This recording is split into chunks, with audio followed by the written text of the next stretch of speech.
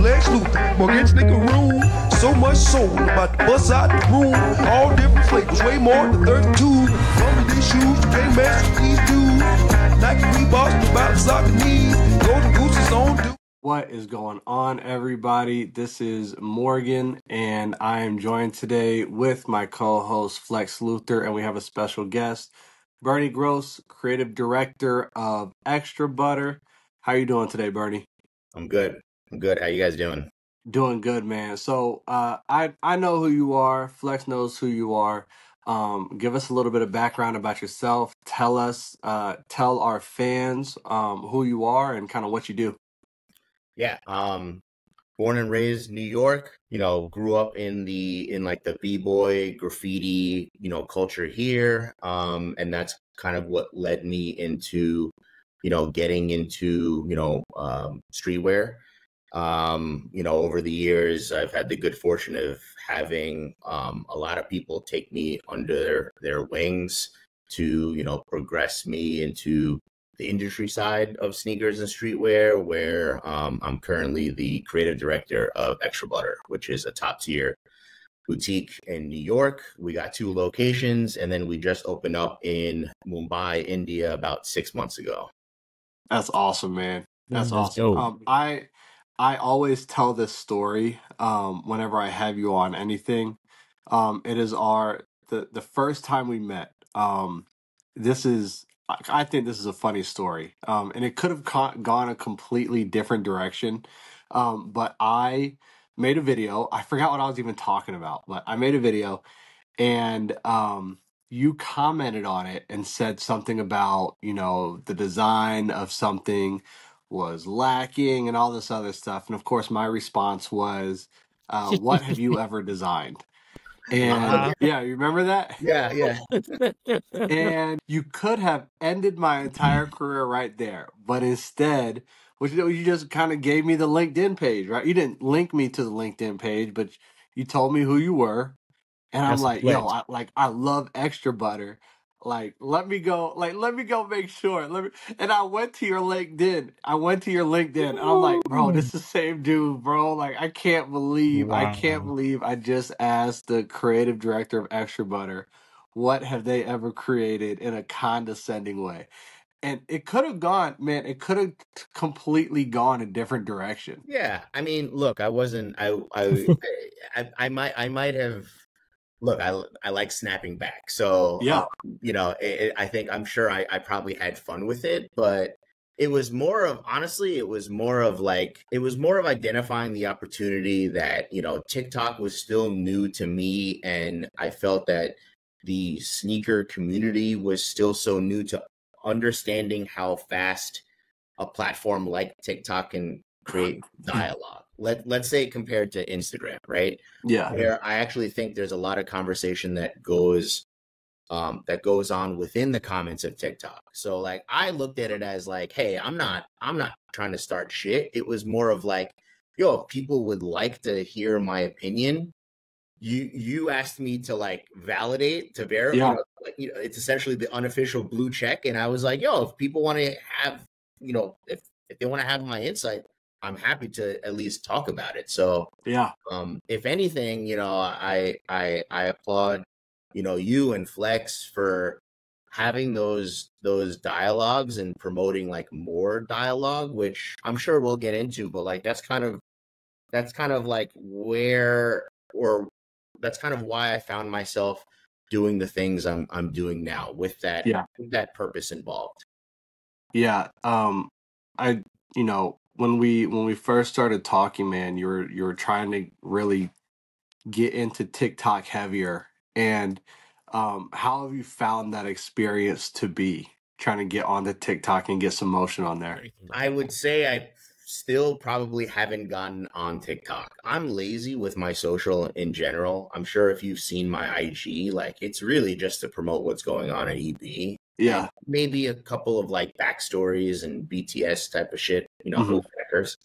Yeah, you're good. Like BTS type of stories. And I don't know. I don't take it seriously. And so I lose sight of how powerful that can be. Like, what is the connective tissue of like the storytelling from my personal perspective, right? Like, I think Extra Butter as a brand, we really keep on emphasizing the love for storytelling, but I always look at it like storytelling from the brand and not myself as like a personality. Yeah. But I'm realizing now that that's just not how social behavior is anymore, especially on social platforms. And so I think people want to have the perspective from the brand, and then they want the perspective from myself as one, like an ambassador for the brand, and then two, someone who's been in the industry and can provide more depth and more substance to why people absorb, or like, consume content around sneakers and streetwear. Yeah. Yeah, 100%. But speaking of sneakers and streetwear, we're going to start off with how we always start, with what we wore off feet today. Flex, I got nothing in my hands, bro. Are you going first? I'm gonna go first only because I'm gonna go ahead and take this L. Usually, me and Morgan, I think we be low key competing because whenever we have like a guest It's on, not we low always key. It's not low key. I love it. I love Come it. on, man. we It's not low always. key. I knew, like, I was like, man, I don't have any extra butter pairs, but I'm not gonna go down without a fight. I got some pairs that I got from Extra Butter that I bought, and this is the pair that I put on today, the Watch the Throne LeBron 9s. I think it didn't release. It got exclusively PEs or whatever to Jay-Z and Kanye 2011, and we got them again. And still crazy to me to see them sitting at what they're sitting at. I mean, it's crazy. It's crazy what limited pairs, succumb to when they're re-releasing like a general release. But I had a hard time putting these on today. Hard time wearing them. Hard time styling them. But we got them done, and that was on feet today. Also, when this podcast blows up, most of our money is going to go to the PR because Morgan, this is like the third person that he's ran into and I had like a bad story with, bro. So Bernie, the PR team is going to be, they're going to be making more money than us. Bernie, I got to tell you, I have a bad relationship with Converse, man. My mouth and my snappiness gets me in trouble. And so we'll talk about it here in a little bit. But yeah, me and Converse, we can't, we don't get along. But yeah, it's all good. Today I wore, this is actually a pair that you sent me. Oh my gosh. I thought this would be a cool little feature in the back, but nice. Yeah. Pair you sent me, you know what these are, the Diadora S8, the Extra Butter collab, obviously. And when you made, see, I get it confused. Is it an N9000, the first one? Yes. Yeah. So the N9000, right? I'd always seen it, and I was actually really happy that you guys re-released it after releasing this S8000. But every time I saw Giallo, I was always thinking gelato. And so I'm like, okay, they usually do movie stuff, but I guess they eat ice cream with movies or something. So it wasn't until getting this pair where I was like, okay, so this is like a genre of film. Because I'm from Indiana, man, where it's like we watch Avengers movies, like baseball movies and stuff, like League of Their Own. But yeah, I wore these today. A very, very super incredible shoe. I think this is the first pair you ever sent me.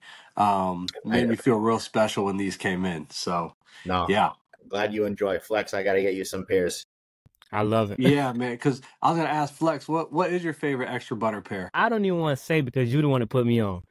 Nah, it's for the people pair. When I seen those, I was like, the blue or the tan? I think it was the blue pair that I seen. Okay. But you have both pairs though, Morgan. I do have both pairs. Yeah. I figured you do. Beat them. All right. All right.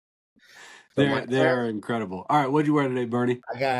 So we're running around today. I got the in this like very buttery color. I don't know, man. I think like the 2160 seems to be quite polarizing, and to be honest, like I think the 11 is like just as equally a great, ASICs. Yeah.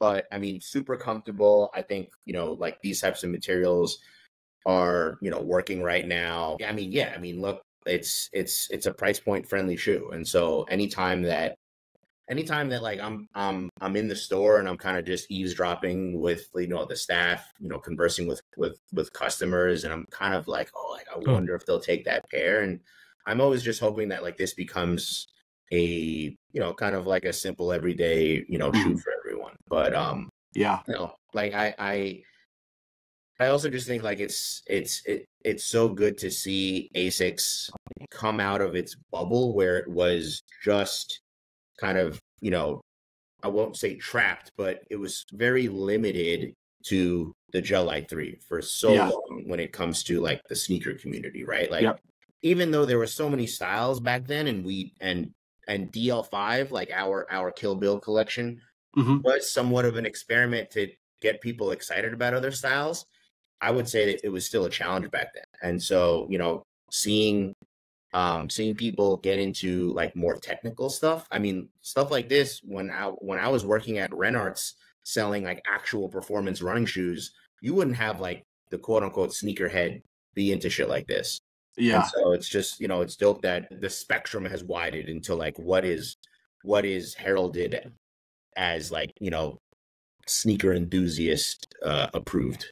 Yeah, 100%. Because with being an ASICS fan, when they started putting out these more technical runners, I was definitely, trying to kind of being a curmudgeon about it. And like, nah, I just like the Gel Lyte 3 and the Gel Lyte 5. And then I tried the oh man, the Denim Tears pair. The Gel MC Plus. Yeah. And I was like, man, I slept a little bit too long. Like I'm on board now, but I was not feeling those technical runners at first, but I love them now. I agree. Like, well, you know what it is too is also, the sneaker community as a whole has aged. And so the more you get older, right, comfort is absolutely a bigger priority. Yeah.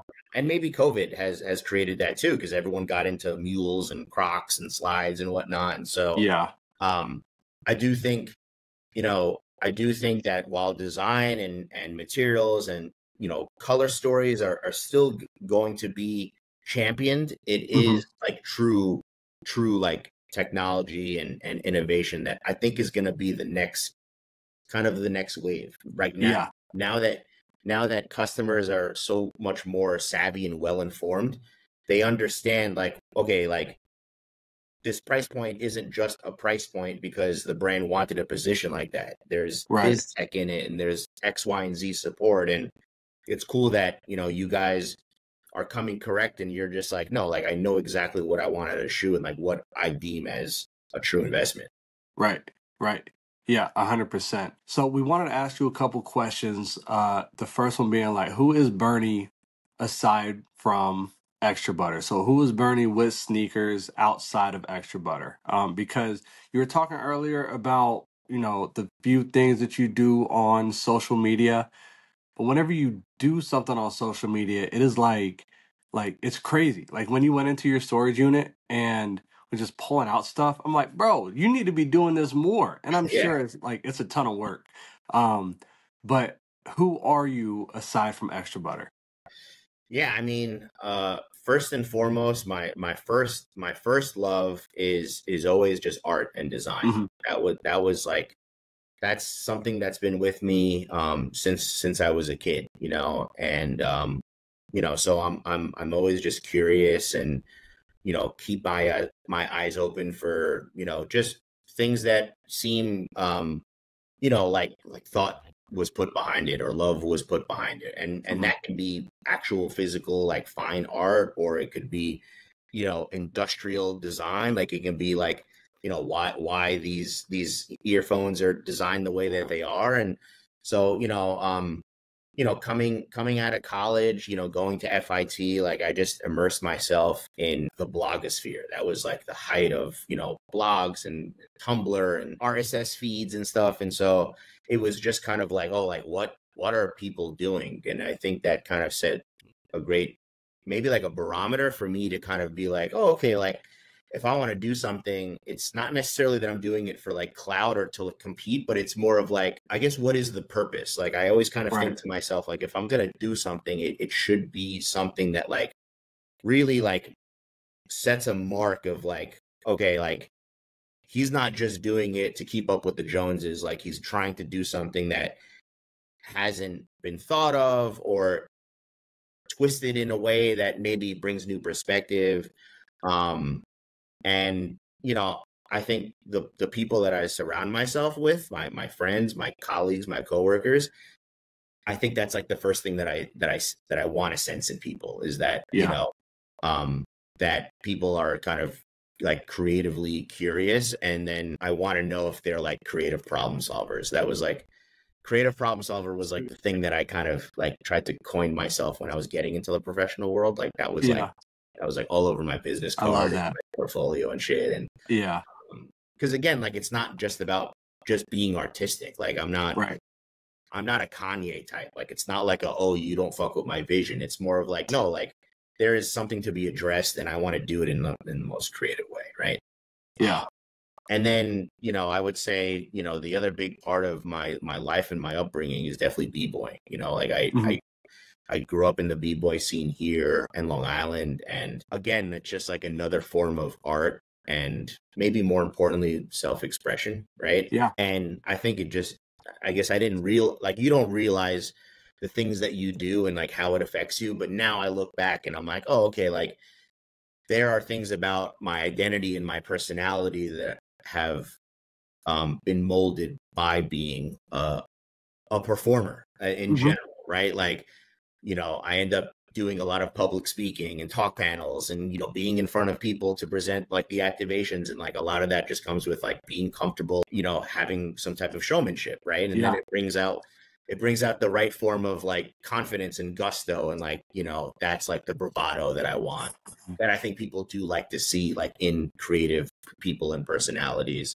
And again, it filtered out the people that I surrounded myself with. Right. Like, there's something so interesting about the breakdance culture, like true, like real b-boy culture, in that like it's all about wanting to preserve and share the history like of like those before you. And then two, it's you having to find the next youngin to like pass the torch. Right. And so I always thought that there was like this interesting difference between growing up as a b-boy and then getting into streetwear, especially here in New York. And what I mean is when I was trying to, kind of get my foot in the door of like learning more about stuff going on behind brands and boutiques and stuff, and even like making one-offs of t-shirts and shit or customizing sneakers that I used to do back in the day, you would always kind of look for the intel, right? Like, you would be like, I would go up to people and be like, yo, where'd you get that t-shirt? Or, like what paint did you use for customizing sneakers? And like the very early streetwear, maybe specifically the New York streetwear thing to do is fuck off. I'm not telling you, Right. You want to keep those secrets. And now people know that it's gatekeeping. And so it was kind of, and like, I'm not afraid to, be annoying and keep asking. So like, I'll just fucking find I'll find the answer I'll problem solve and find my own way of doing it. Right. Conversely, when you look back at the b-boy thing, it's kind of like, no. Everyone huddle around. I'm going to drop you some gems. I'm going to let you know where that move came from. I'm going to let you know how to evolve it.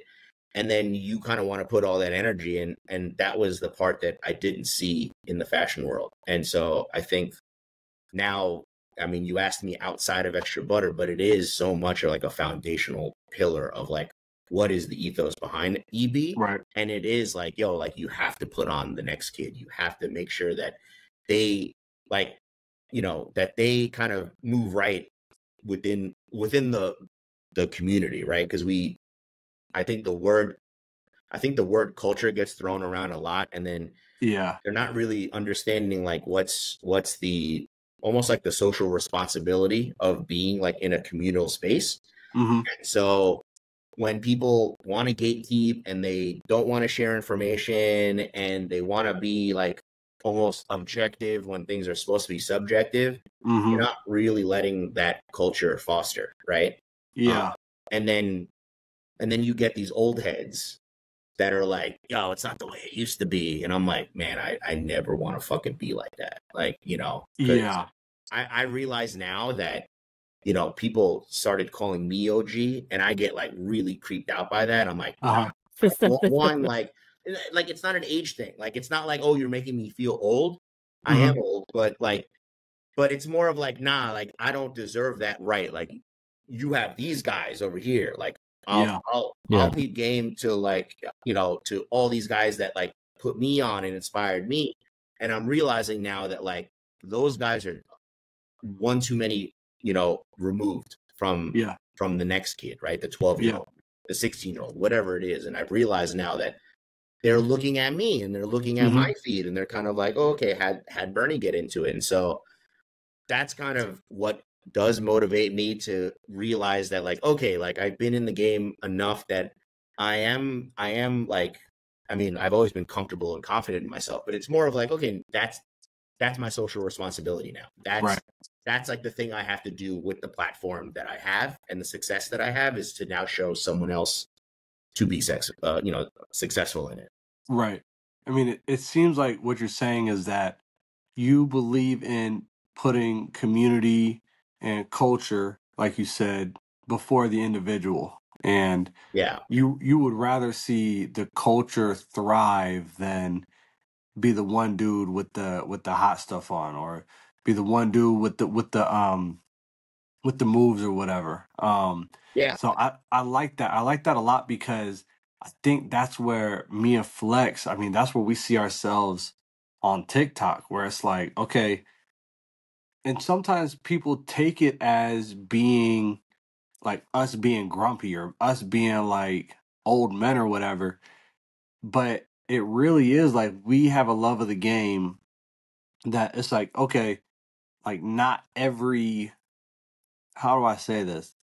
Like the way that we see the sneaker game on TikTok and the sneaker community on TikTok is kind of different than what we were brought up on. And we're trying to show like, hey, there's more to sneakers than just, you know, having to have each individual, you know, leather and rubber sneaker. So I think that's why we really connected, because I mean, one, I love Extra Butter. I love the storytelling.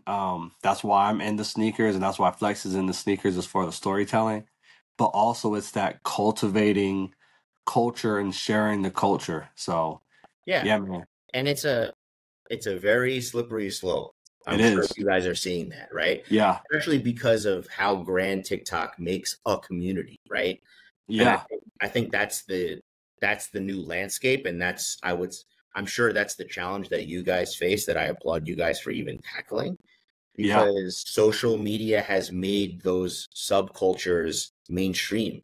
And so you guys are trying to maneuver, or from my perspective, what I'm observing for you two and a couple of other, you know, people on TikTok, is that you are trying to keep the door open and promote that dialogue, but also keep it in a way that like you're not diluting the quality in which people love the sneakers, right? Like 100%. 100%. That to me is like the most intimidating part, because I think any like young new jack comes in and he's like, oh, I fucking know everything. Oh, I got this, so I'm good. And you're just like, no, like there's so much context behind it, right? It's like someone put it so well. It's like jumping into like season 5 of a show.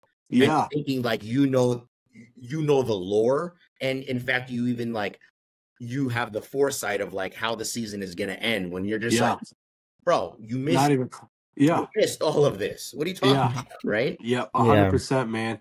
I mean, it's definitely tough. It is definitely tough because it's just like I don't want to be the old head who's like, "Well, you weren't there, right?" But Yeah. like, Mhm. how do I get people to, kind of respect the history? And it's like you said, like I'm only 32. I haven't been doing this, I've been doing this long enough compared to the kids on TikTok, but compared to other people, I haven't been doing it that long. So I'm more than happy to do my research and show people that I'm doing the research and, trying to get other people's opinions who I respect. But like, I mean, it's like you said, they're trying to jump in on season 5, and Yeah. that's why I've got no issue snapping at people, Yeah. like, I mean, one thing I do want to give you guys, you two in particular, credit, and by the way, like I don't agree to jump on many podcasts only because sometimes I'm tired of myself talking about the same shit, right? yeah, But what I like about you two in particular is that you guys clearly have two different sensibilities in your approach as to why you like sneakers, and you clearly have two different sources of inspiration, and yet you've created the dialogue amongst each other. You've put each other onto some shit, or you've augmented the perspective, and I think that's what makes someone from the outside comfortable to now join the dialogue of like, okay, like I don't have to be exactly like Morgan, I don't have to be exactly like Flex, right? And so like I think that's like I don't know, it's like such a dope thing that you guys are doing. And by the way, I was already familiar with Morgan, and then I saw Morgan Flex. I saw Morgan like stitch you or respond to you, and I didn't know the context of like you guys, your acquaintances, or how you knew each other. And I was like, man, who the fuck is this guy? I was like, Morgan isn't even worth it. Like, what the hell? And so again, it's like, it's so cool because like, maybe that's the way that. Maybe that's the way, kids argue about sneakers in school during lunch, right? Because they're just like, man, like, you don't know what the fuck you're talking about. And then just like, oh, you know what? You eventually be like that kid that used to, annoy the shit out of you, you ended up being friends with, right? Yeah. And so like, I just think it's like so interesting that you guys now have the podcast and are sharing those stories. It's definitely, it's crazy, man. Because I hopped on TikTok and I seen Morgan talking about he got the most diverse collection. I'm like, oh, he's got the most diverse. So I hop in and I know I have some pairs that a lot of people like don't even like care to look for. So I was like, okay, let's see what he got. And there was some pairs he pulled out, I was like, man. And then like the more he pulled out, I was like, oh, those are nice. And I was like, oh, those are really nice. Yeah. And it just kind of just full circle. And now, like you said, we're on the podcast. And what I love most about what me and Morgan did is something that I feel can not be recreated. And I kind of hate and love it at the same time because I feel like we try to recreate it, but we can't. But I'm happy that it can't be recreated because nobody else can do it. You know what I'm saying? Right. That's something that was, I feel like specifically for me and Morgan. And when you're hopping on TikTok, it was hard to stay true to yourself and have people listen. And that's how we got them to listen, because we didn't want to do the whole, this person sold me these fakes, or look at what the surprise or box that we got in today, or it was just the regular degular stuff. So when I figured out, okay, we got some people watching, you know what? Yeah. And then we DM each other like, hey, did you see all those likes? Yeah, man. They think we're serious. All right, let's keep it going. Let's keep it going. Yeah, we would just go harder and harder every day. It was crazy. Yeah. No Diddy. But I think it worked well, man, because like I'm very competitive and I'm a huge trash talker. And seeing somebody who I could go to my best trash talking and get petty, and I could just be myself with and like not have to worry about like hurting feelings or anything like that. And he also knew like we're just playing around. This is just the internet. Like we're very much on the internet, but we can also take a step back and realize like this is just the internet. Like I think that was a key thing, because I mean, you see it all over the place. People get their feelings hurt on the internet, and like, I feel like if one of us would have taken a video seriously, then I feel like this connection, this organic connection that we have, wouldn't have even. It would have turned into this for sure. Yeah. No. So I don't know how public how public this information is, but Yeah. I'm like one of, if not the first in-house blogger for sneaker news when it first Okay. launched. Yeah. I didn't know that. It was founded by Yu Ming Wu. He was a co-founder of Freshness Mag. And when I was talking about being annoying, like I would pull up to some lineups at some stores in New York. Even if I wasn't interested in buying it, I just kind of wanted to pull up, chop it up with some people. And there was always these two guys that I would notice take photos of the lines, right? And I don't know why. I'm not even sure if it made sense as to why I was able to kind of like put two and two together, but I realized that these were the guys from Freshness Mag, which was like one of the early like streetwear blogs. Like they would post about launches and boutiques and all this stuff. And I walked up to them and I was like, yo, let me work for you. And they were like, yo, we don't have a budget, right? Like we don't have any employees. It's just us. Yeah. All right, so whatever. I gave them my email. It was like a Hotmail back then. And I kept on seeing them, and I would just bring it up every now and then. Like I don't think I was annoying, but I was just persistent. Right. And then finally I was just like, look, man, like what are you looking to do with the site? Like, let me help you on the back end. Like, I know WordPress, like I can design, I can take photos. So what they had me do was like, they wanted to launch a shop guide.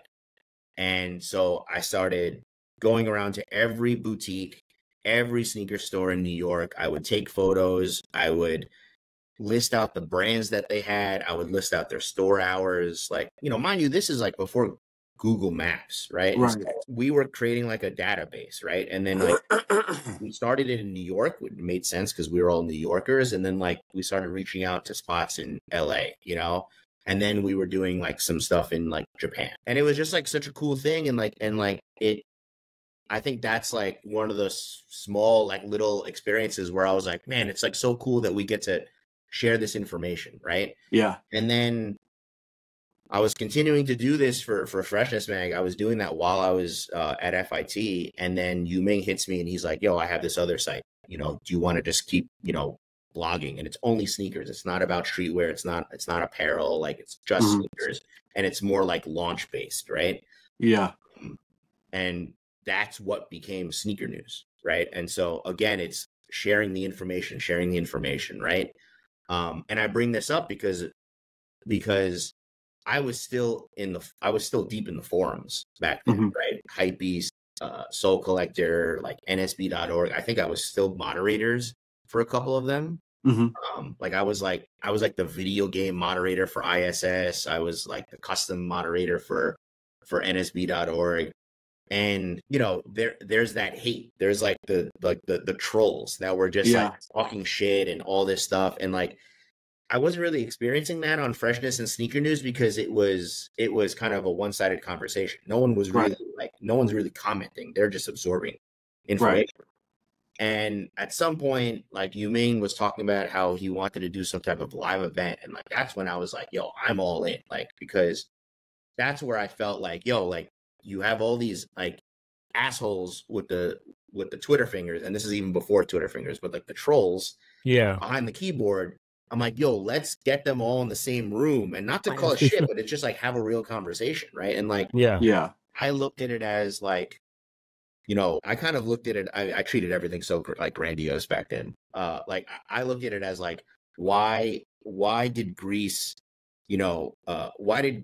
excel so much, right? Like, how did they foster so much culture and innovation and like the idea of democracy? It like they had the Pantheon. They had a central hub where people can come and debate and share ideas. And I was like, yo, that's what this is going to be, right? Yeah. And that became SneakerCon. And so the first SneakerCon was in the second floor of a comedy venue by the like Port Authority bus station. on 42nd, and it was so small. It didn't have AC. It was like 100 degrees in there. We fit maybe 8 tables in there comfortably, and a couple of like local resellers and people who had collections put up their their stuff, and they were they weren't really selling. It was more of like they were just showcasing back then. And it was like maybe swap meet type of thing, and like the biggest like title card of the time was like, oh, like Mayer is gonna come in and show us.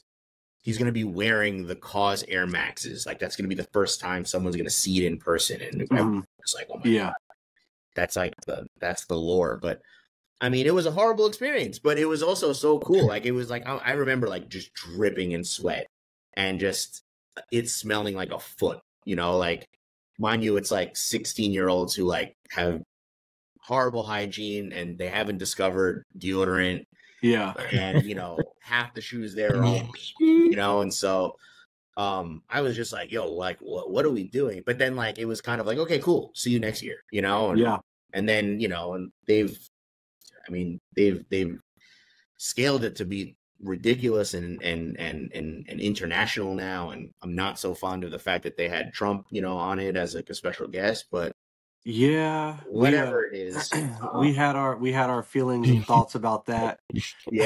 But I mean, but it was just like again, like the whole point was like, I'm in the business of like sharing the knowledge that I have, I think, right? And so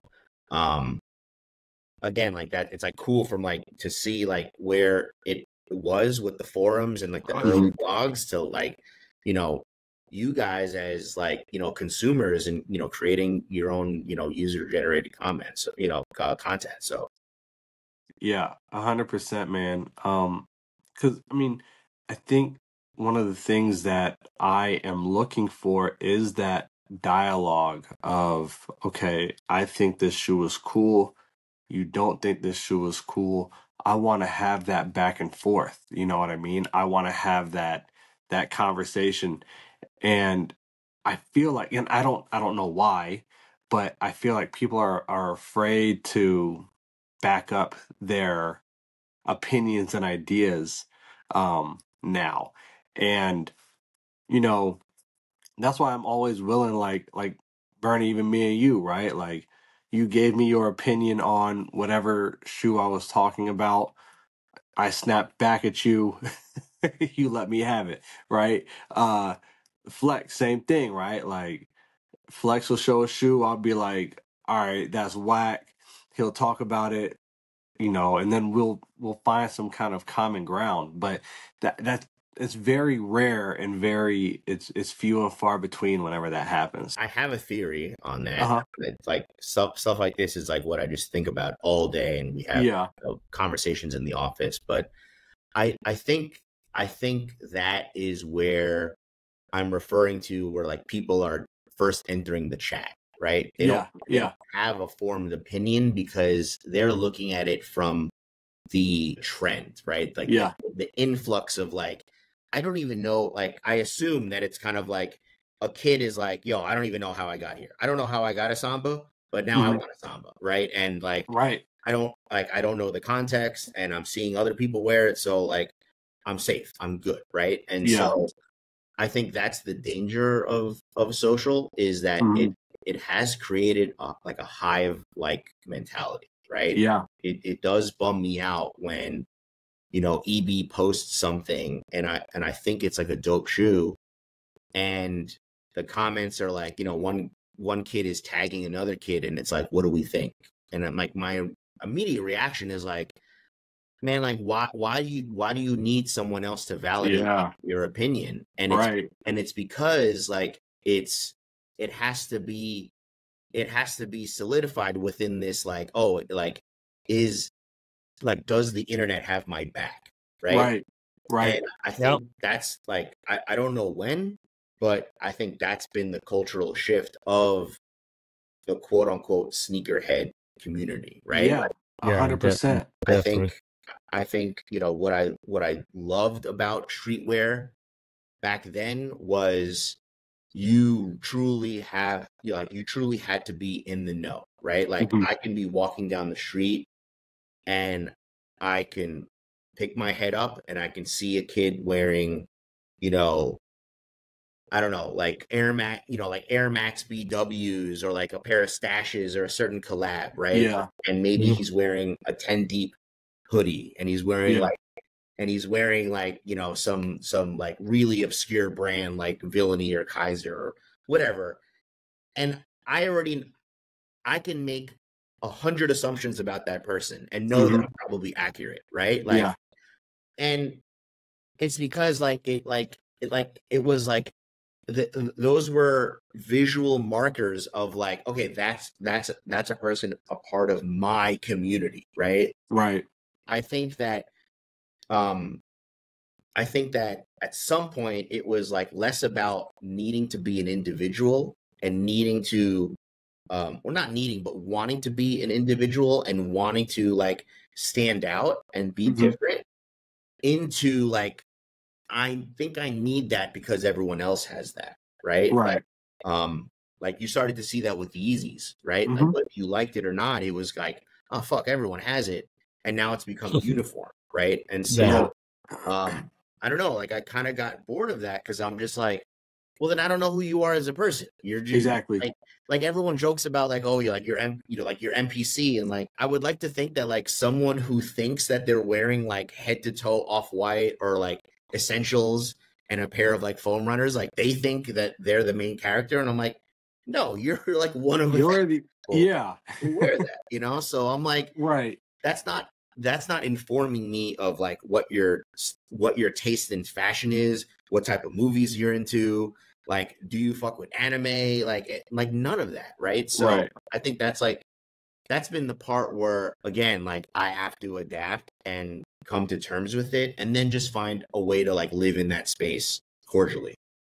Yeah. I mean, you're hitting the nail right on the head, man. Because I see that stuff all the time. Where it's like, you know, even in my comments, right? Like, yo, we not wearing those no more. Like, we not.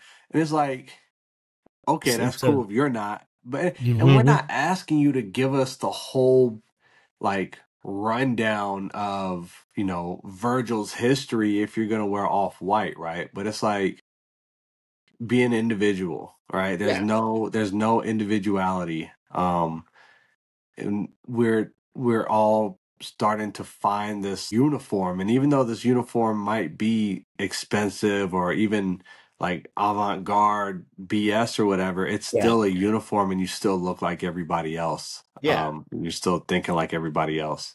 I mean, first of all, you know, now that you mentioned like, you know, price and or inferring that like luxury is a part of streetwear, like that to me is like such a red flag, because I think all it's doing is promoting really bad financial decisions for kids. And man, and I, you know what, when I see kids who have like Ricks or whatever, right, and they're talking about like, oh yeah, I got Rick, or you know, they got on the Off-Whites. I'm like, when I was in high school, we got 2 pairs of shoes a year. We got one at summertime, we got one at Christmas. And I agree, it does. And it seems like bad financial decisions are so accessible now. Right? Well, because you have the ability to pay in installments and sell a few things to, you know, make some bread and then buy the next big thing or right? Like, which by the way, I do want to preface, like, there's nothing wrong with having an aspiration to one day acquire those brands. I have no issue with any luxury brand, but it's more of like, yo, let that be a really natural, organic progression that like when you're older and you have steady income and you have disposable income and you've formed your personal sense of style to be like, okay, wait, I know there are really expensive luxury brands that are well made. That's debatable, but like if I feel like making a big purchase because it's gonna mark like, you know, a milestone in my life, Right. Great. You deserve it. Get it. But you need to, again, like, get there, you know, and realize, like, do you even like LV? Do you even like Dior? Like, maybe your steez is Marni. Maybe your steez is Loewe. Like, you know, and so, like, my tastes have changed, like, as an adult, right? And so it's like interesting where even I'm like, oh, okay, like, maybe I do have some bread to get that, but I'm gonna style it in a way that, like, still feels very, like, Bernie, very bam. Yeah. So I think that's the part that I would love for the youth to kind of adopt, is that you can be stylish and thrifty. Like, I think I do believe that there's a huge difference between fashion and style. You can acquire the fashion through money. You can't acquire style. That is something that you have to, not born with it. You can certainly breed it and nourish it, right? And I think that's the journey. So much fun. Of Extra Butter. That's the it's journey. A fun journey, man. Yeah, I mean, look, we had, you know, like, we have these weekly community mixers at the store every Thursday. It's called Thursday Lowdowns. The last one that we just did was DJ'd by this kid Tyler, DJ TMD.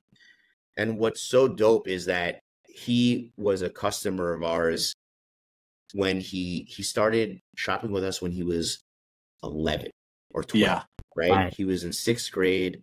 I remember it like it was yesterday. We're talking his parents would come in. Like, I remember his parents. Like, he had, like, a younger brother, right?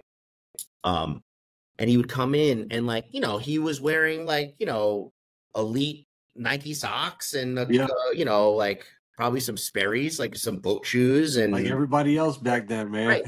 And like, it wasn't our job to be like, man, look at this fucking kid, you know, like, he doesn't know shit. Like, first of all, he's a 12-year-old, you know, and so and, like, what was cool is, like, yo, like, do you have interest in, like, what we do? Like, you know, we noticed that you keep on coming after school. You're playing WrestleFest, like we used to have, like, the arcade game in our store. And we were like, okay, like, clearly, like, he likes the vibe here. Like, let's see if he's interested in maybe copping this shoe that is different from everything else that we ever see him wearing, you know? And then we used to throw him in some lookbooks, and he was like, man, I kind of like this brand. What is it? And we were like, okay, check it. Like, it's designed by this guy, and it's inspired by this. And he was like, not my thing. What about this, right? And so you see that journey, right? And that's kind of like, I don't know, that's like the point of what I'm getting at, is that, like, you, like, it's cool that, like, we can nudge him a little bit, right? He's gonna make those informed decisions. And I think that's where, like, we kind of have that mission of, like, you know, we just want to put you on to stuff that we like, and if you don't like it, cool, I'm going to get you on the next one, right? And, like, I tell staff, you know, like, we've I mean, I'll admit, like, we've had a couple of staff members in the past that just didn't work out, right? Like, maybe they were short-lived, and I usually have the ability to identify who those, like, you know, who those, like, those people are, right? Like, they're in and out, right? Right. And usually a very frequent common denominator is they're judgmental, right? Someone comes in, they're scanning them up and down, and they're like, yo, that person's not worth my time, right? And they're just like, what do you want, you know, type of shit. And I swash it real quick, right? But I've realized now, like, instead of getting pissed, I have to bring some perspective. And my perspective is, yo, you can't judge someone on what their fit is. Maybe they're just in a different timeline than you are. Yeah. Right. Because truth be told, when a lot of these employees come in and apply, they're looking whack, right? Yeah. So I'm like, yo, like, your resume is great. You seem like a cool person. Like, I'm going to give you that opportunity, and hopefully your closet also changes a little bit, you know? Yeah. So, like, when people try to knock others, I'm like, don't make me bring up a fucking photo of you from 5 years ago. Right. So I thought that you had a really, really nice Instagram post for for Tyler. The I think Extra Butter had that Instagram post, right? Yeah. We post on Really stories. nice Instagram post, man. Showing the old pictures of him. I thought you guys did him really good with that. Yeah. Yeah, So, I gotta check that out. But just to piggyback, I feel like now currently, I feel like we need to bring back. It's okay to be different. I feel like it's just like if you catch a viral comment on a post, the shoes could be nice, whatever the person's wearing is nice, and one person says, "Oh, this is trash," and it gets more than 1,000 likes, you'll see a ton of people, "Oh yeah, this is trash," and then you're Yeah. like, "What's so trash about it?" And they're like, "Oh, nothing. I'm just going along with it." And I'm just like, it's okay to be different. It's okay to wear something, that everybody's not wearing. It's okay to like something different. I feel like that's kind of like the difference between when we were coming up with the sneakers and like the current, wave of sneakerheads they're coming up with sneakers. We were open to like, okay, what you got on? What are those? It's kind of like if they see something different, it's like, oh, well, those are not Retro 4s or those are not Air Jordan 1s. Those are not designers. So I'm not trying to learn about it. I'm trying to learn about what's the next, pair of Rick Owens. What's the next Air Jordan 1 dropping, So I feel like that's one of the issues, I'm hoping that one of the positive results coming out of like an economic decline, like the recession that we're in, Right. is that people are forced to be thrifty and innovative, right? Yeah. And they have to make their dollar go longer. And so what I'm hoping is, now that we've seen the resale market kind of crash, there's not that much value on like coveted sneakers.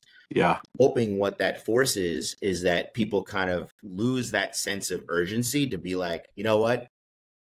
I don't have to go crazy and spend the extra $1 to make sure I get this sneaker just because I need to give into the hype.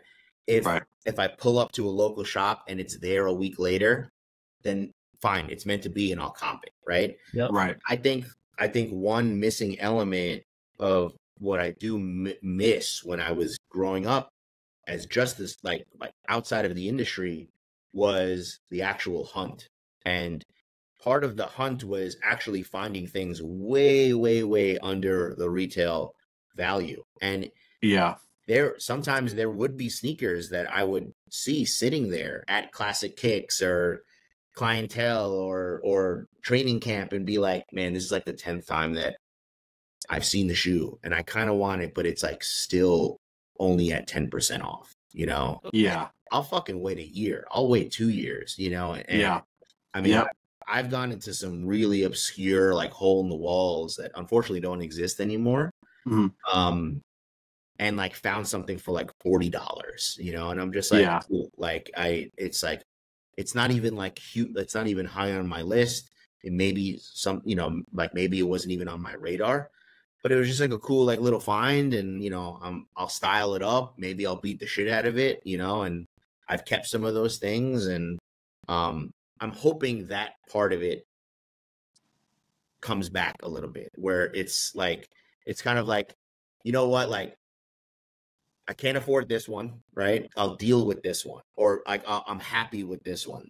Yeah. Right? And flex, like it speaks to what you're saying of like, maybe like they have to almost like begrudgingly take a shoe that's readily available with their means, and then find a way to freak it, Yeah. I mean, because like flex. I mean, I always like the kamikaze, right? And I like the kamikaze because I like Sean Kemp, and I almost said Sean Payton. I like Sean Kemp, and Flex probably has the world's biggest kamikaze collection, and like he doesn't care what anybody says about it. Like I think that's super dope. Yeah. In the real world, I think it's super dope. On the internet, of course, I'm talking my trash and all that, but yeah, 100%. But it's like an emotional attachment that you have, Flex, right? Like, yeah. Again, I can make so many inferences about you, right? Knowing very little about you, but just because that's a shoe that you love, it speaks to like, I can assume that you were like a big 90s basketball guy, right? I can assume that you're into like more aggressive, powerful players, right? I can assume that you probably shit talk, your friends like while you're watching a basketball game, right? All because of like you identify with Sean Kemp as a person, right? You probably hated the fact that he was on the Cavs, but like, but yeah, So but like, it's Flex doesn't do sports. Flex doesn't do. I've been saying, Morgan, who's gonna tell him? Flex doesn't do sports. But okay, so then I mean, I'd be curious as to why you do like it. My love for sneakers always stemmed from the design, and that the zigzag line through it has always been amazing. And it's kind of ironic because you talk about like being forced to like look at a shoe. I went into a Hibbett Sports, I think it was Sports Edition at that time. Yeah, you had a pair of Jordans in there for at that time like $160. Then there was 3 pair of Kamikazes at $40. I was like, you know what? Those are not looking too bad. Yeah. So then like once I grabbed those 3 pairs and I was like, oh, these are comfortable. Yeah. I start digging into looking at more colorways. I'm like, oh, these are nice. And then that's when the whole Sean Kemp thing came. Then I'm like, whose shoe is this? Let me look up whose shoes this is. Yeah. Because like 90s basketball, I mean, I was born in 95, so I'm catching, like I said, I really got into basketball. Yeah, like right around, Boston Celtics, Perkins, Kevin Garnett, Ray Allen, Paul Pierce. That's when I really start watching basketball. Yeah. And then I fell off it.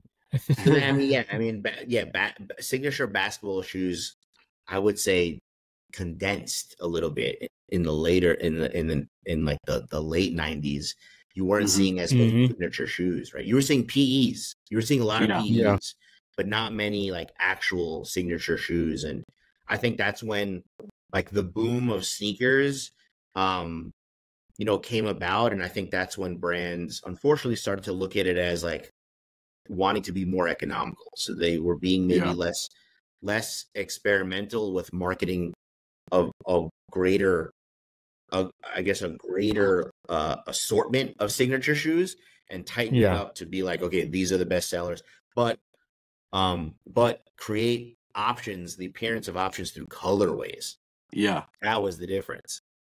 Yeah. I can tell you that we never really talked about this, but I know you're a Knicks fan, right? Unfortunately. I'm a huge Pacers fan. I mean, they're doing good now. They're like third. I think they just got the 3 seed. Yeah. Right. I mean, you're not gonna have Randall, but DiVincenzo. Yeah. But okay, so Pacers. Yeah, fuck off with that. Yeah. So I always wanted like the different shoes that Reggie Miller wore. Right. Yeah. So that's kind of you were talking about the kind of the hunt. Right. My hunt now is on eBay. And, I'll give you an example. I found the Bodega Inferno Tweed, one of those colorways for like $6, right? Really good condition, box, all that other stuff. And I've even kind of called myself the lowball king on eBay. So that, to go back to what you were saying about the hunt, the thrill of the hunt, and finding those deals, like I am definitely like the price you think you're gonna get is not the price you're gonna get. But right now, one of the things I'm doing is I'm going back in time and I'm looking at, okay, what shoe was Reggie Miller wearing, and trying to collect those shoes. And one of the things I was thinking about, and I don't think I ever told you this, but my family, we always do a Thanksgiving run, and I saw a young kid with an Extra Butter shirt or Extra Butter hoodie. Mm-hmm. And kid probably thought I was crazy because I'm just staring at him because that's not something I see. Yeah. When I was in Virginia, I would see people with Extra Butter on. So like, how do you get people in the Midwest to put on Extra Butter, whether it's a sneaker, whether it's a hoodie? Like how do you sell Extra Butter in that culture to the kid in Indiana, the kid in Iowa, the kid in Illinois? How do you do that?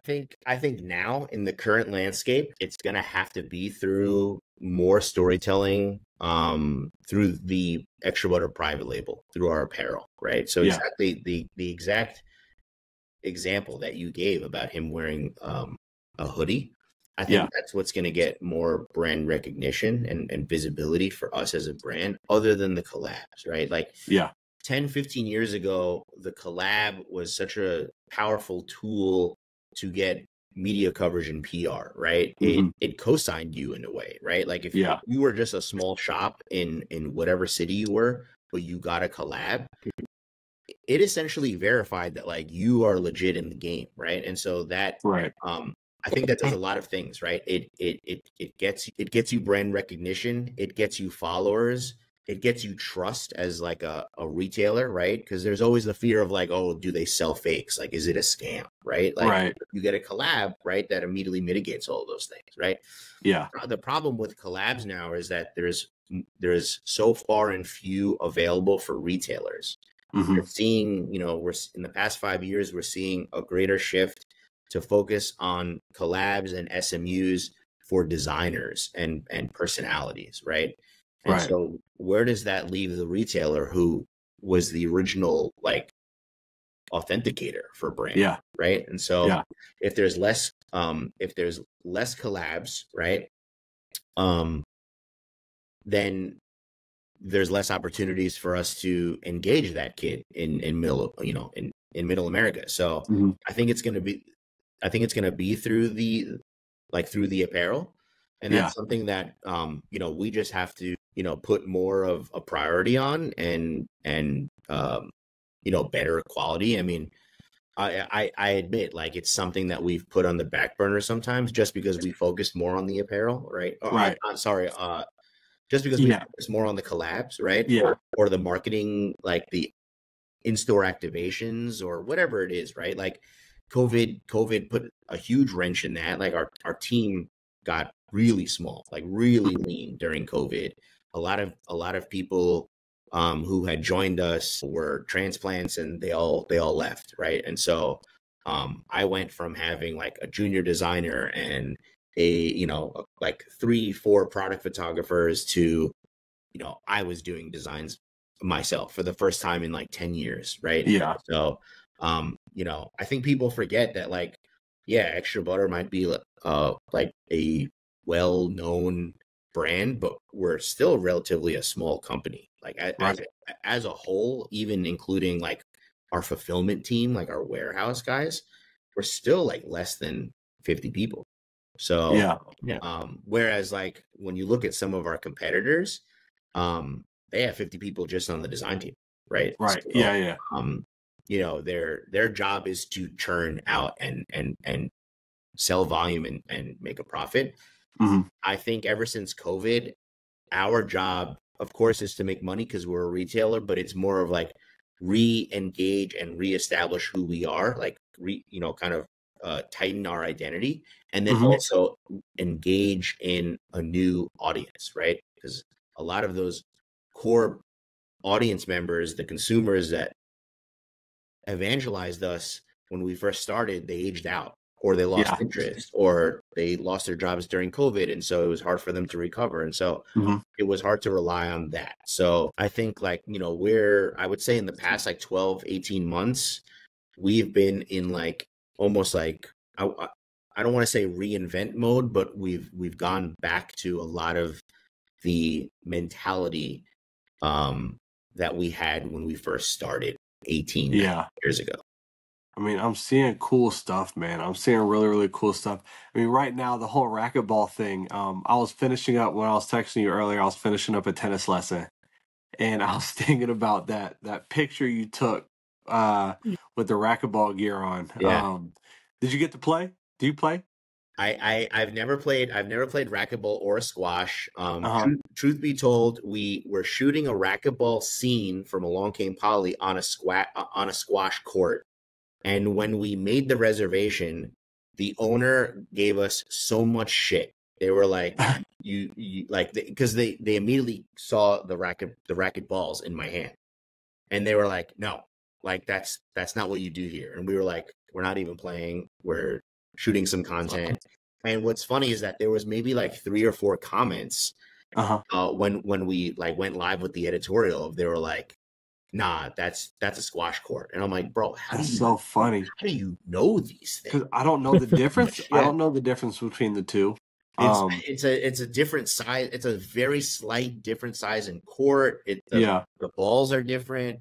Racquetball is like more bouncy. It's like a handball. Squash is basically like almost like a plastic ball that barely has bounce, and it's like tiny, and you have to like chase it. And it was crazy. I mean, we watched some other people play, and so we were kind of getting into like, like we were like almost like method acting. Like we just wanted to make sure we were within the vein. But again, the whole point, and hopefully people get this, is that we weren't trying to be serious. Like the whole point of is that we were like, we're respecting the sport, but we're also kind of just like, look, like court sports, racket sports tend to be intimidating and like can be a little bougie. And so we were like, yo, like let's just like inject a little more youth and fun into this.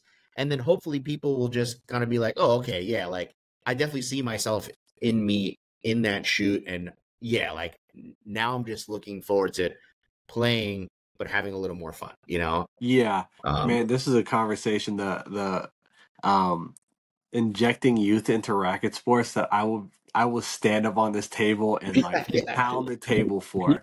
Like this, yes. There needs to be, I mean, and you probably saw it at Miami, right? Like you see the players. Because you were at Miami, right? I was Indian Wells. I was at Indian Wells. Yeah, I think Miami was the next week. Was after the tournament after that. Yeah, that was my first time going to Indian Wells. Yeah, so you were at Indian Wells. Do you ever go to the U.S. Open? I've been there twice. Yeah. Okay, so like you get the young players, right? Like these young Americans, the young players, and they're loud and they're boisterous and they're fun. And like I don't know if you saw Ben Shelton, or Nick Kyrgios. Yeah. But they're young and they're fun and they're boisterous and they're like, they're kids. And then there's that juxtaposition between them and then the people watching them is crazy, right? Yeah. And it's just something that I live in every single day of my life. I mean, I told you, I like the first, like you were the first person I thought of when we were doing the shoot, and I'm like, I hope I don't come off as disrespectful, like I'm like mocking a sport, but but yeah, I mean, look, I had fun. I'll show you. Yeah, I dedicated myself to the shot. It's like it's still healing. Yeah, but I was like, yeah, fuck it, and like I was like, I feel alive again, and so it felt like when you would try to learn some power moves in b-boying and you would just crash. So I was like my whole team, like they've never seen me do anything like that, and they were like, oh shit, and I think they thought I was embarrassed, and I'm like, oh my god, that was amazing. Let's do it again. Yeah, and I dove I must have dove like 5 times, so. They got a great picture of it. I mean, that picture was so good. I thought that you were being like propped up and they just like Photoshop somebody out, man. I'll send you guys the additional shots. Yeah, I gotta see them. Because like I like doing trick shots. I love doing trick shots, and there are so many like old curmudgeon-y tennis players who are like, oh, you could have just hit this. You like, but why? I'm having fun. I like trash talking. The way I even coach, like we're in the middle of our girls' tennis season, is like, if you ever watch college tennis, if you want that loud, boisterous atmosphere, watch college tennis, and you're gonna see like that. Like that's what I'm looking for. That's the environment I'm looking for. So, yeah, man, that right there, we have to make racket sports less intimidating, more personable. Yeah, 100%, man.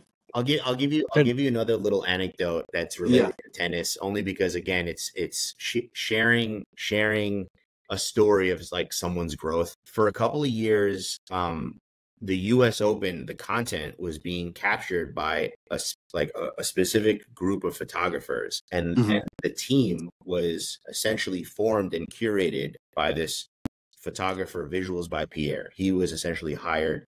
He was commissioned to create like the content team, right? Visuals by Pierre was the photographer for our very first collab ever. He was a postal messenger. He worked for like UPS when we met him. Yeah. And he would come by the shop, and he eventually just bought a camera and would fuck around, take photos. And one day we were just like, yo, like we got this Reebok coming. Like, do you want to shoot it for us? And we were like, we have this idea for a video. And he was like, I don't really shoot film, so I'll get my boy Ryan. And we basically reenacted a scene from Men in Tights, like Dave Chappelle's. It was Dave Chappelle's first role. Yeah. And he has a pair of pumps, right? And so we did that, and that was like his first commercial gig. And then he got a couple of more gigs and a couple of more gigs. And I mean, he was like one of the founding members of Street Dreams mag, like all like the urban photography, like street photography. And eventually he, landed a couple of big gigs like the US Open, hitting him up and be like, yo, like, the content is great. Like, we want you to get other like-minded, other equally skilled photographers. And so it was cool that then he put people on, right? And so it's dope because, like, I've seen that growth. I've seen his skills change, and it's funny to say people don't believe me, but like, I think it's so fire that like I can't afford him, and I'm just like, yo, that's so awesome for you, but why don't you put me on to someone that's in my budget? And he's like, great, I got someone who's been working as a production assistant. There you go, like this and that. So again, like I would have never thought that, like, I would have never thought I would go to the US Open, let alone this guy, Visuals, right? A young black kid to be the content curator for the US Open is nuts. Yeah. That is incredible. That's incredible. And I can tell, like, it, maybe, I don't know if maybe I'm paying attention more, but it seems like whenever you do have a collab, like the forum for the, the movie, Battle Royale. Right? The rivalry. The rivalry, yeah. It seems like those pictures, you guys are telling a different story through the pictures. You're telling you guys are telling a story through the pictures that I don't think you guys had really told before. Maybe I would say we approached. I mean, I won't say that the approach was new, but I think the approach was different from how we've done a couple of other editorials in the past. Yeah, and again, it was similar. I see you've got the City of God shirt on. Yeah, and you kind of did the same thing. That was a great collab, by the way. Haas, Haas, My First Kicks. Yep. He was very upset at me for getting that shirt or the sneaker because I'm not Brazilian, and I'm gonna be real. I've never even seen the movie before. I sent you that one or the rivalry. You said that you were going to send me the rivalry, but I haven't gotten that pair. I'm sure it's in the mail somewhere. I got but I purchased the Samba though. I purchased the Samba, yeah. But I think you did kind of the same thing with both of them, and I really like how detailed those editorials were and how you reference the movie with each part. We haven't even talked about your love. We've been doing this for 75 minutes in, and we haven't even talked about your love for movies. I think we've done a pretty good job. I'm sure you talk about that a lot. No, I mean, and honestly, maybe I don't talk about it enough for the new generation to understand. But for those who don't know, the concept of Extra Butter came from our joint love for film, right? Yeah. And I know you just had Jay on the pod, and he's credit due, he's one of the OGs and co-founders, and him and I met as B-boys. And I think what was cool, again, going back to like, you can identify so much of people's interest, but it was like, we immediately vibed off of the fact that we were into B-boying. We were into Doom. We were both Mets fans, and we can both talk about film. And I think a lot of those conversations are what kind of yielded like, okay, like when we do Extra Butter, we're going to create a platform for other people like that to be able to like talk to us. And so creatively, from like the art from like the artistic point of view, I always saw the parallel of like someone's love for film the same way, like this subjective emotional attachment that people have for sneakers, right? Yeah. If you were to if I were to ask you guys like what's your favorite sneaker and why, there's no real wrong answer, right? You both have stories attached to that. Like really, I'm sure like it stems from like really young, nostalgic, like heartwarming feelings and stories. The same can be said about movies. The same can be said about genres and directors and actors. And so I always looked at that as like, that's my opportunity to tell a story that someone, even if they don't know about the sneaker, and even if they don't know about the streetwear context of it or the sportswear context, hopefully they'll get maybe the reference from the film point, right? Yeah. And maybe it's sometimes been the opposite. It's been flipped for me. So it's flipped. And so now I'm realizing it's flipped, right? Yeah. And so I'm realizing that like, okay, people know about the sneaker, but let me find a way for the sneaker to be a conduit to tell a story about a film that I love. Right? Yeah.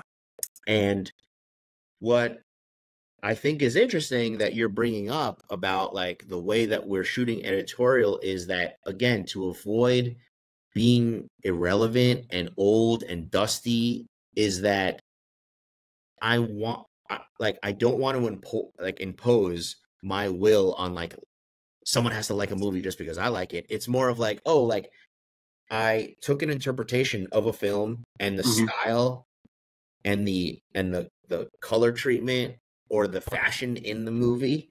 Yeah. I'm applying it to like why I want to present this shoe and this fit and this styling, right? And so I think that's been like an aha moment that I've had over the past couple of collabs. I even did it with Giallo, right? I wanted it to be like eerie and macabre and dark, but like not gory and kitschy and like it was more of like, oh, there is something like very provocative about Giallo films. Now people's taste in movies have changed, so I can't do it the way it was 1-to-1 back then. Otherwise, we're going to be like, yeah, that shit is corny. So I need to make it like more relevant now, right? And so I think that's like the fun, I don't know, it's like a new challenge for me now. Yeah, I love looking at the references. I mean, I would have never watched Lost in Translation if it hadn't been for the karaoke Jawlite 5. I would never know what Giallo was if it wasn't for these Diodoras. And so like when I go and I look and I Google Giallo and I see, and even the movies Suspiria. Yeah. I go and I look at the movie and look at the stills from the movie. I'm like, yo, like I can see the references. It's not obscure, but it like there's enough detail in there for me to like kind of find something and be like, oh yeah, like look what I just peeped. Like it's not obvious, but it's also not obscure. Like I think that you've always done a really nice job of that. I'd never seen, this is gonna sound crazy, I never saw Kill Bill until COVID. And of course, I'd seen all, I know, I'd seen all the ASICs that you had done, but like seeing the characters in reference to the shoes, and like I'm watching it and I'm thinking about, yo, like that's the copperhead pair. That's the copperhead pair. Like, you know, just seeing seeing how you reference the sneaker, or you reference the movie in the sneakers is it's a lot of fun. It's kind of like it's like an Easter egg, and that's one of the things Jason brought up too was how you guys love Easter eggs, and we're gonna do the Saucony the Matrix. You did the Matrix. Yeah, he brought it up. Oh, okay. Well, did he bring up that there was supposed to be a couple of other sneakers to that? He did. Okay. He said there was going to be the Clockwork Orange. Yeah. And I forget the other one. It was a Clockwork Orange and tied in with Toy Story. Okay. And then there was another shoe where it was the Departed tied into The Godfather. Yeah, and I love The Departed. That's one of my favorite movies of all time. That was all the Easter egg shit. Like that specific Easter egg pack was definitely Jay almost being spiteful. Like if that's like one thing that like Jay is good at, is kind of like, yo, like they don't believe that we can do this. Like I'm gonna fucking do that. And actually, like even like the Lost in Translation, like we've ever really shared this story publicly, but like we after DL5, well, actually I'll share 2 stories. So DL5, when we pitched DL5, that was really one of the first collabs that that we had pitched. Like Reebok, Achu and Sheriff, DL5, the Adidas Wes Anderson pack, and the Saucony Space Race. I designed all of those in a span of like 6 months, all of them. And I was still working at an agency. I was a senior art director for this small agency. I was not being paid by Extra Butter. I think there was even a time where like I wasn't even like, I was just so busy with my own shit, and like, you know, I had like some creative differences with like, you know, the Ren Arts guys. Like I wasn't like talking to anyone.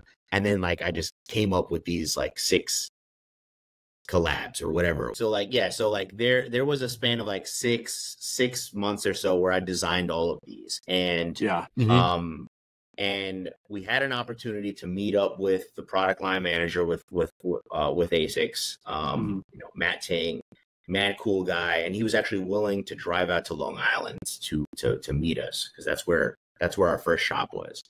And I remember like I basically had photoshopped. Like we didn't have access to like to actual CADs or like tech, you know, like tech packs. So like I just straight up like found these shoes online and just photoshopped it to the best of my ability. And my Photoshop was nice though.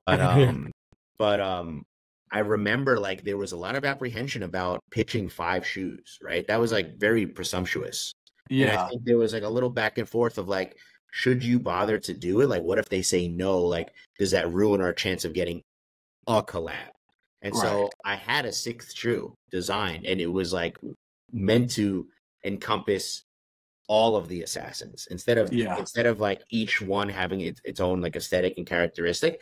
It was, you know, like, do we do like the scene where like in the church when like they're wearing the all black Kevlar, you know? Yeah. Do we do it like that? And it was an ASICS Speedlight. And I kind of was like, I don't even think I told Jay that I was going to like switch out the file. And I just straight up like on the projector, I put up the one with the 5, and I just kind of went for it and, you know, prayed that it would work. And like Matt was like, yo, oddly enough, we actually have a Kill Bill shoe in the works as well. Yeah. It's it was the yellow, the Saga. Yeah, the yellow Saga with the blood on the insole. Yeah. And he was just like, yo, it's just so dope that we're on the same wavelength. Like, let's do it. And and shout out to Mark Marquez, who was, I think he was just an intern back then when he pitched the idea of that yellow Saga. But now he's like, you know, marketing director of North America for ASICS. So big up to Mark. But so, you know, flash forward, we drop all the shoes, and you know, a competitor is like dropping all these ASICs, and we were like, yo, you know, we want to do this like what the DL5. Like we want to do a bonus where we put all 5 together. And they said no. And then a competitor put out a what the something, and we were like, man, fuck this. And we posted it. We put ASICS on blast. Hey, Flex loves that shoe, by the way. Do you? Yo. Are we talking? Well, okay, we're talking. Okay. Yeah, we're talking. Right. Okay. We're talking about my friend Cuss Town, okay. But I know exactly what you mean. Voldemort. No way. But yo, so like we were like, yo, like let's just post about it, right? Yeah. Like we kind of felt, I don't know, like we kind of felt like maybe the idea was handed off or something. I don't know. Like we must have had an ego, but like we were like mad and spiteful, and so we posted about it. We showed the CADs, we put ASICS on blast, and we got a wrist slapped. Like we got a wrist, like they were like Japan called in, and they were like, "Who the fuck are you?" And we like the idea of doing any like activation or partnership was basically thrown out the window. And it definitely like hit us bad, right? Because having the DL5 was like such a huge like brand booster for us, and here we are now in the doghouse. And I specifically remember Jay coming up with the idea of Lost in Translation because he was sulking. Like he was just in his feels. He's like known to take these like 3-hour showers where he just like thinks about life. He gets like existential. And I remember he like texted me and he was just like, yo, I have this idea. And it was basically Lost in Translation and kind of wanting to do a shoe that mirrored Bill Murray's like Melancholy. Yeah, right? yeah. I think that scene is a perfect scene to get the vibe of like what you're talking about, right? Yeah. So he, so Jay brought up the movie, and I knew exactly the scene. Yeah. And I think we designed that in like 3 days. Not even. Wow. Like I'm sure I probably had a version made that night. But I mean, I actually looked at the file not too long ago. We had like maybe 50 versions of that shoe that we had really with. And we pitched it, and there was a new product line manager, and he was kind of like, yo, I love it. And, we ended up doing a karaoke party. Blew out the speakers, probably pissed off a lot of people on IG because the sound on each of these posts was absolutely ridiculous. Yeah. I actually think I blocked like 50 people that night because they were just complaining, and I was like, I'm having a great time, so fuck off. Yeah. Yeah, I mean, that's a perfect example of just like where these ideas come from. It's just like we have a feeling, we have conversations, and like we just kind of attach a movie to it and a feel. And so again, like it's not always just one for one. It's not always like, we pulled this outfit from this movie. Like, right. It's more of like a lot of it has been kind of like what type of dialogue are we trying to say through a shoe.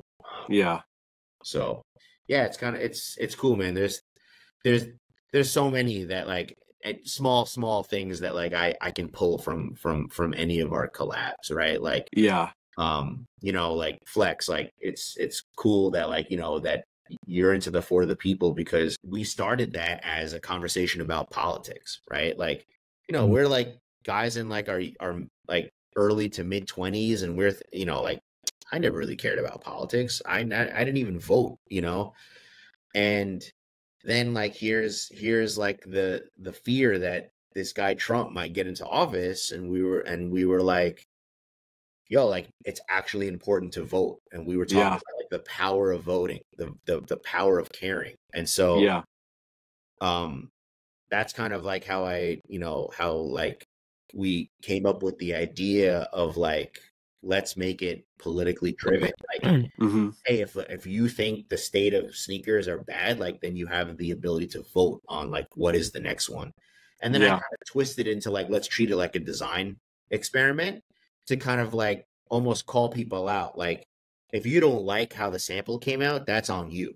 You have to speak up. And so we were doing like, I don't even know if like live was a thing, or like I think we had to download this app called Periscope to do a live. We were just like, yo, hit the comments. Like, if you don't like this material, if you don't like this shade of blue, like you have to fucking campaign for it. You have to repost, share. And so it's cool because I think when the shoe came out, people felt so invested. They're like, oh, I was a part of the process. So I mean, like it's just so cool to look back and think of like what was the genesis of the collabs that EB has made. I mean, this has been one of our longer episodes, Bernie, and you always have great stories. Even, in my inbox, you'll tell me like if I post something, sometimes you'll go to my inbox and give me a whole backstory and, some behind the scenes stuff. And I'm like, I don't know if I'm allowed to have this information right now. So let's go ahead and we'll get into the showcase. Go ahead. Before we move on to the showcase, I do want to mention, I'm not sure what shoes it was, but it was a release that Extra Butter was having, and you and Morgan got on live and y'all talking about them. Yes. And I was talking about like there needs to be more eyes on this, there needs to be more ears on this. And I know a lot of people, you know, may think like where's Flex at during these episodes, but I give these certain episodes to Morgan and the guests because there's so much knowledge and information in it. And I was in that live again, like as we're recording this episode, I'm just sitting here like, okay, I didn't know that, because I didn't know there was 5 of the Kill Bills. I'm thinking it was just like the yellow pair and the copperhead, and been looking for that pair, and now I know there's 5. So now I'm gonna go look up the other 3. So, but it's, I mean, you know, I that's what I love most about sneakers. And it's what I hate most about Morgan, because he dragged me into this. Well, no, I would say, if anything, you know, try to, and I guess I'll express this to the listeners too. Like during COVID, when there was nothing to do and we had no sneakers to launch, I got bored, and I did start to deep dive into like my hard drive and share, like original drafts.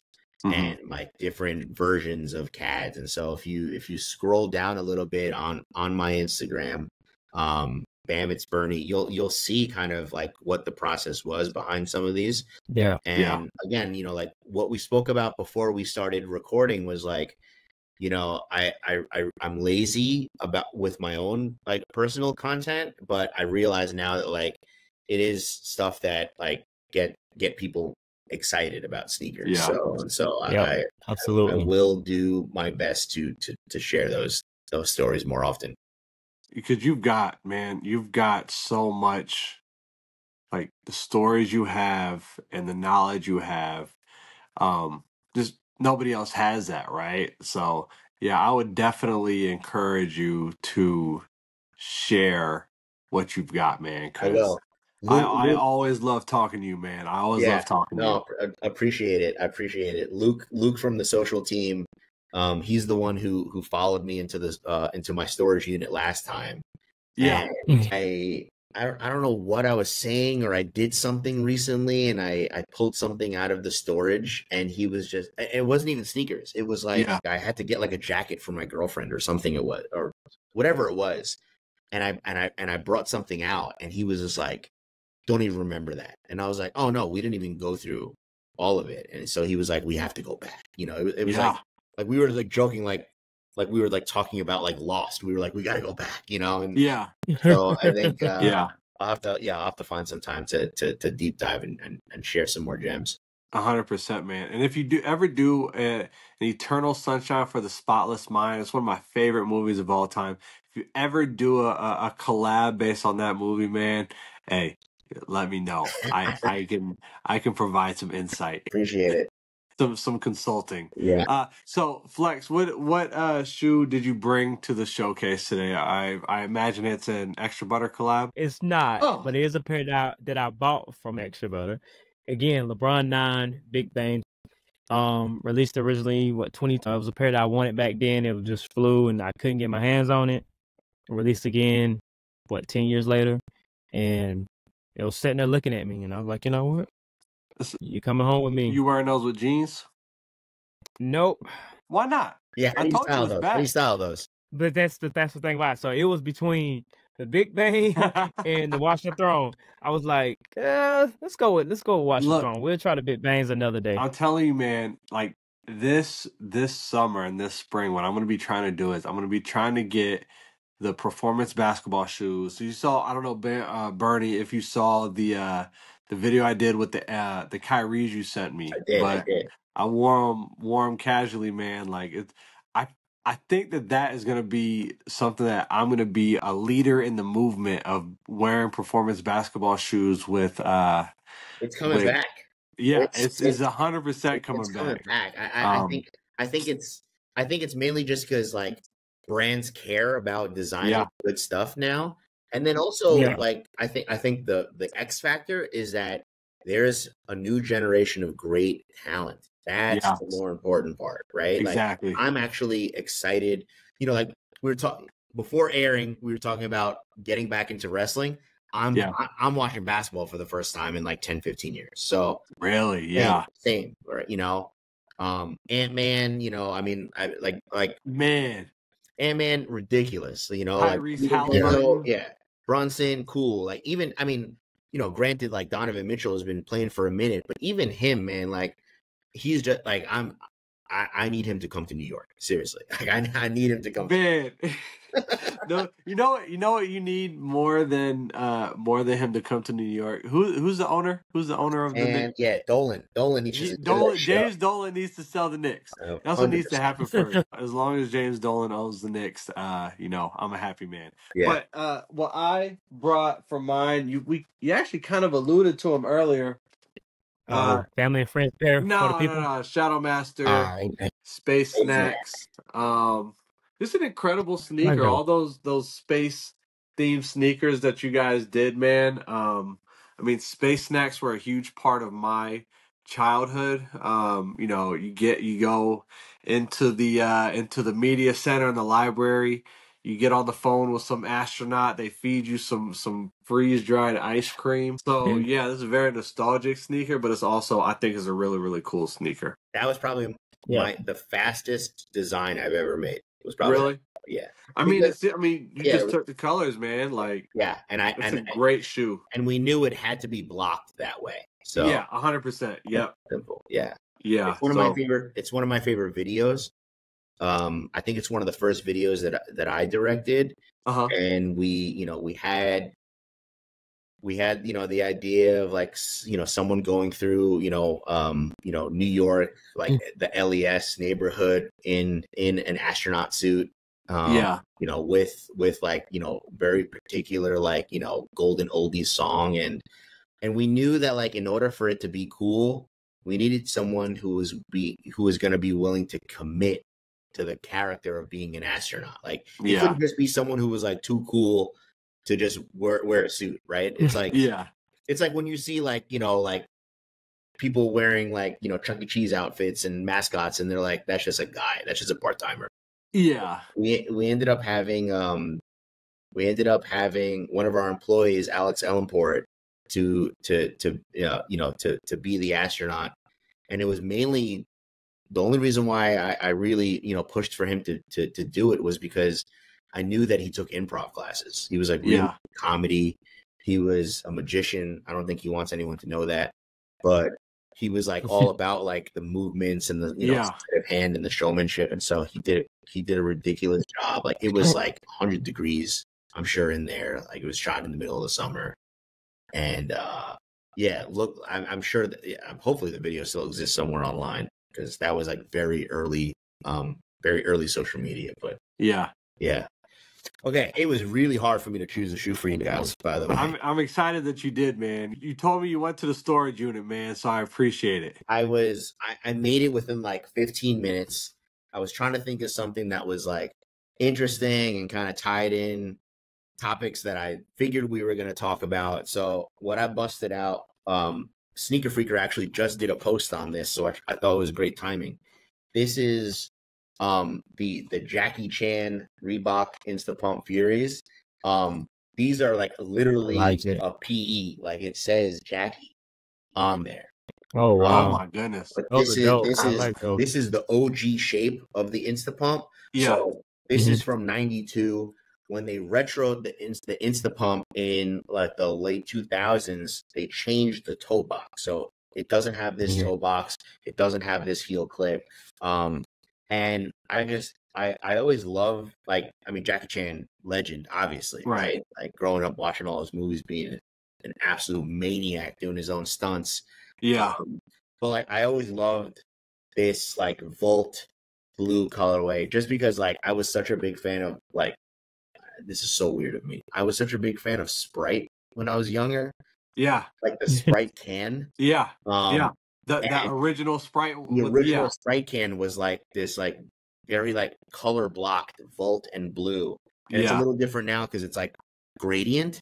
But like, I don't know. I always just fell in love with this, and this was not easy to find. And again, it was that perfect example of I was only going to be willing to buy it if I found it for the right price. And so there was like one or two pairs that existed on eBay for like, $1,000. And also it was like not even my size. And so it was like, this was my size, and I negotiated them down. So that was like a good that was a good cop for me.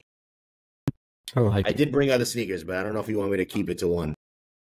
Man, go ahead. Because All look, right. both of us, we love the Insta Pump Fury. Both of us are big Insta Pump Fury I fans. want it to come back. I don't know if Reebok is willing for it to come back. I think in the beginning, the scare was that the price point was too high back then at 180. But 180 is like nothing now. So it'll probably come back. It'll probably come back at like $200. But my honorable mention, and just to kind of share like how I got into sneakers, one of the ways I got into sneakers was my uncle. And you know, he was not that much older than me, and so I looked up to him, and he put me onto so many things, different rappers, and the Jordan, his Jordan collection was crazy back then. He still has a bunch of OGs. And I remember him and his friends were talking about like, yo, are you going to cop the Espos? And I was just like, what the fuck is an Espo? And that just forced me to have to like look it up. And this was like pre-internet, by the way. Yeah. And I found out like Espo was an acronym for graffiti, writer, and it stood for exterior surface painting outreach. And it also was like kind of like a phonetic thing. Like his name is Steve Powers, so it's like S as in Steve, Powers. Yeah. So that was like what put me on to like, oh, there's like a bunch of artists that Nike is like working with. Like, how did they find them? And that's like what really kind of brought me into like the rabbit hole of streetwear sneakers and not just like Jordans, right? Yeah. And that's what combined my existing love of art. And so one of my favorite artists is this guy Jeff McFredridge. And he did this early rendition of a Nike Vandal. Yeah. This is actually, I believe, the first example of a tearaway shoe. So if anyone who's familiar with his art, you look at this shoe and you're just like, yeah, but like, where's his personality? Yeah. You had to know to have another pair, to rip off the that's dope. And you have all this art, and like you have like this like little character that he has hiding in there, and like I even had to get funky with like how I carved it out, and I started like writing my own shit on there that kind of faded. Yeah. I mean, I got like a little carried away. Like over the years, I kept on carrying away. Like I started burning it. Yeah. And then like I just got like so like, damn, LaRock. That's like my old b-boy name. And then like and then I realized like, damn, like I want to cut it up in a different way. I want to cut it up in a different way. So like I have like 5 pairs of these.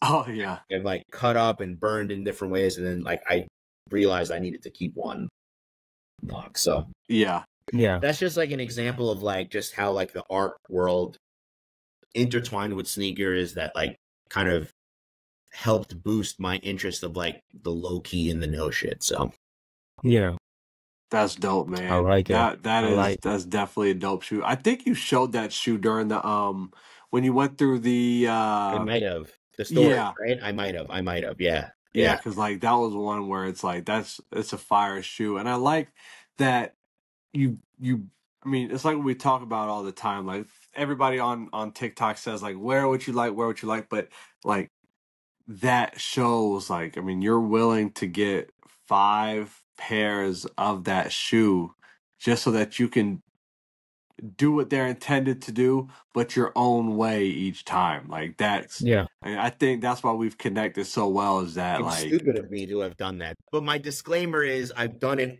over a span of years. Like I didn't buy 5 up front. Yeah, right. Yeah, exactly. So yeah, incredible, man. So Flex, man, you want to wrap us up? Yep. Bernie, we appreciate you coming on the show, taking out time of your busy day to come sit down and talk sneakers with us, man. We truly enjoyed it. We truly appreciate it. I hope you guys soaked up the knowledge that we dropped on this episode. Yeah, closing remarks, Maury? Yeah, Bernie, man, like we've been talking back and forth for maybe 18 months, maybe 2 years.